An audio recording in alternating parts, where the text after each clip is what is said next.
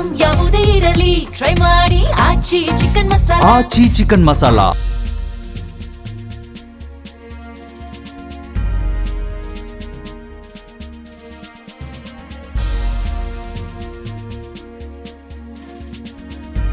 ಟ್ರಂಪ್ಗೆ Iran ನೀಡಿದ ಆ ದೊಡ್ಡ ಕಾಣಿಕೆ ಏನು? ಅಮೆರಿಕದ 15 ಅಂಶಗಳ ಶಾಂತಿ ಪ್ರಸ್ತಾವನೆ, ಪರಮಾಣು ಕೇಂದ್ರಗಳ ನಾಶಕ್ಕೆ ಷರತ್ತು. ಪಶ್ಚಿಮ ಏಷ್ಯಾದಲ್ಲಿ ಸಂಘರ್ಷ ಅಂತ್ಯಗೊಳಿಸುವ ನಿಟ್ಟಿನಲ್ಲಿ ಇರಾನ್ ಅಮೆರಿಕಾಗೆ ಬೃಹತ್ ಇಂಧನ ರಿಯಾಯಿತಿಯ ಕಾಣಿಕೆ ನೀಡಿದೆ ಅಂತ ಅಧ್ಯಕ್ಷ ಡೊನಾಲ್ಡ್ ಟ್ರಂಪ್ ಘೋಷಿಸಿದ್ದಾರೆ. ಇದು ಅಣ್ವಸ್ತ್ರಕ್ಕೆ ಸಂಬಂಧಿಸಿದ್ದಲ್ಲ, ಬದಲಾಗಿ ತೈಲ ಮತ್ತು ಅನಿಲ ವ್ಯವಹಾರಕ್ಕೆ ಸಂಬಂಧಿಸಿದ ಪ್ರಸ್ತಾವನೆಯಾಗಿದ್ದು, ವಿಶೇಷವಾಗಿ ಹೋರ್ಮುಜ್ ಜಲಸಂಧಿಯ ಬಳಕೆಯಲ್ಲಿ ದೊಡ್ಡ ರಿಯಾಯಿತಿ ಸಿಕ್ಕಿರುವ ಸುಳಿವು ನೀಡಿದ್ದಾರೆ. ಇರಾನ್ ಸಂಧಾನಕ್ಕೆ ಹಾತೊರಿತಾ ಇದ್ದು, ಅಮೆರಿಕ ಈಗಾಗಲೇ ಯುದ್ಧ ಗೆದ್ದಿದೆ ಅಂತ ಓವಲ್ ಕಚೇರಿಯಲ್ಲಿ ಟ್ರಂಪ್ ವಿಶ್ವಾಸ ವ್ಯಕ್ತಪಡಿಸಿದ್ದಾರೆ.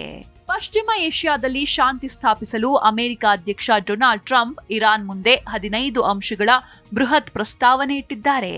1 ತಿಂಗಳ ಕದನ ವಿರಾಮ, ಪರಮಾಣು ಕೇಂದ್ರಗಳ ಸ್ಥಗಿತ, ಭಯೋತ್ಪಾದಕ ಗುಂಪುಗಳಿಗೆ ಬೆಂಬಲ ನಿಲ್ಲಿಸೋದು ಮತ್ತು ಹೋರ್ಮುಜ್ ಜಲಸಂಧಿಯನ್ನ ಮುಕ್ತಗೊಳಿಸೋದು ಈ ಯೋಜನೆಯ ಪ್ರಮುಖ ಅಂಶಗಳಾಗಿವೆ.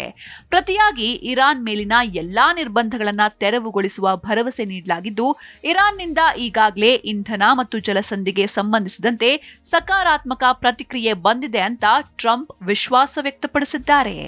ಇರಾನ್ ಮತ್ತು ಇಸ್ರೇಲ್ ನಡುವೆ ಶಾಂತಿ ಸ್ಥಾಪಿಸಲು ಟ್ರಂಪ್ 15 ಷರತ್ತು ವಿಧಿಸಿದ್ದಾರೆ. ಟ್ರಂಪ್ 15 ಷರತ್ತು: 1 ತಿಂಗಳ ಕದನ ವಿರಾಮ, ಹೋರ್ಮುಜ್ ಜಲಸಂಧಿಯನ್ನ ಮುಕ್ತಗೊಳಿಸೋದು, ಇರಾನ್ ತನ್ನ ಎಲ್ಲಾ ಪರಮಾಣು ಕೇಂದ್ರಗಳ ಕಾರ್ಯಾಚರಣೆಯನ್ನ ತಕ್ಷಣವೇ ಸ್ಥಗಿತಗೊಳಿಸಿ ಯುರೇನಿಯಂ ಅಭಿವೃದ್ಧಿಯನ್ನ ಸಂಪೂರ್ಣವಾಗಿ ನಿಲ್ಲಿಸಬೇಕು ಹಾಗೂ ನಟಾನ್ಸ್, ಇಸ್ಫಹಾನ್ ಮತ್ತು ಫೋರ್ಡೋನಂತಹ ಪ್ರಮುಖ ಕೇಂದ್ರಗಳನ್ನ ನಾಶಪಡಿಸಬೇಕು. ಪರಮಾಣು ಅಸ್ತ್ರಗಳನ್ನ ಎಂದಿಗೂ ಹೊಂದೋದಿಲ್ಲ ಎಂಬ ಬದ್ಧತೆಯೊಂದಿಗೆ ತನ್ನೆಲ್ಲಾ ಪರಮಾಣು ಸಂಬಂಧಿತ ವಸ್ತುಗಳನ್ನ ಮತ್ತು ಮಾಹಿತಿಯನ್ನ ಅಂತಾರಾಷ್ಟ್ರೀಯ ಪರಮಾಣು ಶಕ್ತಿ ಸಂಸ್ಥೆಗೆ ಮುಕ್ತವಾಗಿ ಬಿಟ್ಟುಕೊಡಬೇಕು. ಇದರೊಂದಿಗೆ ಪರೋಕ್ಷ ಯುದ್ಧ, ಉಗ್ರರಿಗೆ ಆರ್ಥಿಕ ನೆರವು ಮತ್ತು ಕ್ಷಿಪಣಿಗಳ ವ್ಯಾಪ್ತಿಗೆ ಕಡಿವಾಣ ಹಾಕಿ ಮಿಲಿಟರಿಯನ್ನ ಕೇವಲ ರಕ್ಷಣಾತ್ಮಕ ಉದ್ದೇಶಕ್ಕೆ ಸೀಮಿತಗೊಳಿಸಬೇಕು. ಪ್ರತಿಯಾಗಿ ಇರಾನ್ ಮೇಲಿನ ಎಲ್ಲಾ ಅಂತಾರಾಷ್ಟ್ರೀಯ ನಿರ್ಬಂಧಗಳನ್ನ ತೆರವುಗೊಳಿಸಿ ನಾಗರಿಕ ವಿದ್ಯುತ್ ಯೋಜನೆಗೆ ಬೆಂಬಲ ನೀಡಬೇಕು. ಈ ಮೂಲಕ ಸ್ನ್ಯಾಪ್ ಬ್ಯಾಕ್ ನಿಯಮವನ್ನ ರದ್ದುಗೊಳಿಸಲು ಈ ಒಪ್ಪಂದದಲ್ಲಿ ಅವಕಾಶ ಕಲ್ಪಿಸಲಾಗಿದೆ. ಪಶ್ಚಿಮ ಏಷ್ಯಾ ಸಂಘರ್ಷ ಅಂತ್ಯಗೊಳಿಸಲು ಅಮೆರಿಕ ಮುಂದಿಟ್ಟಿರುವ 15 ಅಂಶಗಳ ಪ್ರಸ್ತಾವನೆಯನ್ನ ಇರಾನ್ ಕಟುವಾಗಿ ಟೀಕಿಸಿದ್ದು, ಅಧ್ಯಕ್ಷ ಡೊನಾಲ್ಡ್ ಟ್ರಂಪ್ ಹೇಳಿಕೆಯನ್ನ ವ್ಯಂಗ್ಯವಾಡಿದೆ. ಅಮೆರಿಕ ತನ್ನೊಂದಿಗೆ ತಾನೇ ಮಾತುಕತೆ ನಡೆಸ್ತಾ ಇದೆ ಅಂತ ಇರಾನ್ ಮಿಲಿಟರಿ ವಕ್ತಾರ ಇಬ್ರಾಹಿಂ ಜಲ್ಫಾಕರಿ ಲೇವಡಿ ಮಾಡಿದ್ದು, ಅಮೆರಿಕದೊಂದಿಗೆ ಯಾವುದೇ ಒಪ್ಪಂದ ಮಾಡಿಕೊಳ್ಳಲು ಸಾಧ್ಯವೇ ಇಲ್ಲ ಅಂತ ಸ್ಪಷ್ಟಪಡಿಸಿದ್ದಾರೆ. ಇರಾನ್ ಒಪ್ಪಂದಕ್ಕೆ ಹಾತೊರಿತಾ ಇದೆ ಎಂಬ ಟ್ರಂಪ್ ಹೇಳಿಕೆಗೆ ಇರಾನ್ ಈ ಮೂಲಕ ತಿರುಗೇಟು ನೀಡಿದ್ದು, ಉಭಯ ದೇಶಗಳ ನಡುವಿನ ರಾಜತಾಂತ್ರಿಕ ಸಂಘರ್ಷ ಮತ್ತೆ ತಾರಕಕ್ಕೇರಿದೆ. ಪಶ್ಚಿಮ ಏಷ್ಯಾದಲ್ಲಿ ಯುದ್ಧದ ಭೀತಿ ಕಡಿಮೆಯಾಗುವ ಲಕ್ಷಣಗಳು ಕಾಣ್ತಾ ಇದ್ದು, ಅಮೆರಿಕದ 15 ಅಂಶಗಳ ಕದನ ವಿರಾಮ ಪ್ರಸ್ತಾವನೆಯನ್ನ ಇರಾನ್ ಸ್ವೀಕರಿಸಿದೆ ಅಂತ ಪಾಕಿಸ್ತಾನಿ ಅಧಿಕಾರಿಗಳು ಬಹಿರಂಗಪಡಿಸಿದ್ದಾರೆ. ಈ ಯೋಜನೆಯಡಿ ಇರಾನ್ ಮೇಲಿನ ನಿರ್ಬಂಧಗಳ ತೆರವು, ಪರಮಾಣು ಸಹಕಾರ ಮತ್ತು ಹೋರ್ಮುಜ್ ಜಲಸಂಧಿಯ ಮುಕ್ತ ಸಂಚಾರಕ್ಕೆ ಒಪ್ಪಿಗೆ ಸೂಚಿಸಲಾಗಿದೆ ಎನ್ನಲಾಗಿದೆ. ಒಂದ್ ಕಡೆ ಇರಾನ್ ಮಿಲಿಟರಿ ಮಾತುಕತೆಯನ್ನ ನಿರಾಕರಿಸ್ತಾ ಇದ್ರೂ, ತೆರೆಮರೆಯಲ್ಲಿ ಸಂಧಾನ ಪ್ರಕ್ರಿಯೆ ಯಶಸ್ವಿಯಾಗ್ತಾ ಇದೆ ಎಂಬ ಸುಳಿವು ಲಭ್ಯವಾಗಿದೆ. ಮಧ್ಯಪ್ರಾಚ್ಯ ಸಂಘರ್ಷದ ಸಂಧಾನಕ್ಕೆ ಪಾಕಿಸ್ತಾನ ಮಧ್ಯಸ್ಥಿಕೆ ವಹಿಸಲು ಮುಂದಾಗಿರುವ ಬೆನ್ನಲ್ಲೇ ಇರಾನ್ ಅದಕ್ಕೆ ಭಾರೀ ತಿರುಗೇಟು ನೀಡಿದೆ. ಕಾನೂನು ಉಲ್ಲಂಘನೆಯ ನೆಪದಲ್ಲಿ ಹೋರ್ಮುಜ್ ಜಲಸಂಧಿ ಮೂಲಕ ಸಾಗ್ತಾ ಇದ್ದ ಪಾಕಿಸ್ತಾನದ ಹಡಗನ್ನ ಇರಾನ್ನ ಕ್ರಾಂತಿಕಾರಿ ಗಾರ್ಡ್ಸ್ ತಡೆದು ವಾಪಸ್ ಕಳುಹಿಸಿದೆ. ಈ ಮೂಲಕ ಪಾಕ್ನ ದೊಡ್ಡ ಸ್ಥಿತಿಗೆ ಬ್ರೇಕ್ ಹಾಕಿರುವ ಇರಾನ್ ಯುದ್ಧ ಶಮನಗೊಳಿಸಲು ಭಾರತವೇ ಅತ್ಯಂತ ವಿಶ್ವಾಸಾರ್ಹ ಆಟಗಾರ ಅಂತ ಬಣ್ಣಿಸಿದೆ.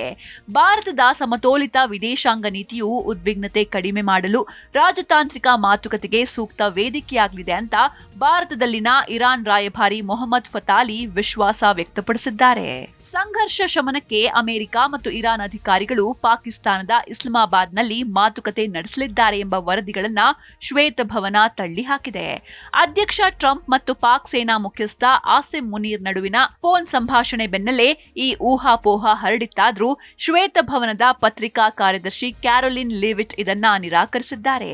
ಇದು ಅತ್ಯಂತ ಸೂಕ್ಷ್ಮ ರಾಜತಾಂತ್ರಿಕ ವಿಷಯವಾಗಿದ್ದು, ಅಧಿಕೃತ ಪ್ರಕಟಣೆ ಹೊರಬೀಳೋವರೆಗೂ ಯಾವುದೇ ವರದಿಗಳನ್ನ ಅಂತಿಮ ಅಂತ ಪರಿಗಣಿಸಬಾರದು ಅಂತ ಅಮೆರಿಕ ಸ್ಪಷ್ಟಪಡಿಸಿದೆ. ಮೂಡಿಸಿದೆ.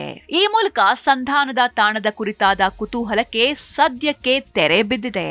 ಒಟ್ಟಾರೆಯಾಗಿ ಪಶ್ಚಿಮ ಏಷ್ಯಾದ ಈ ಸಂಘರ್ಷ ಈಗ ಕೇವಲ ಯುದ್ಧವಾಗಿ ಉಳಿದಿಲ್ಲ, ಬದಲಾಗಿ ಜಾಗತಿಕ ಮಟ್ಟದ ದೊಡ್ಡ ರಾಜತಾಂತ್ರಿಕ ಚದುರಂಗದಾಟವಾಗಿ ಮಾರ್ಪಟ್ಟಿದೆ.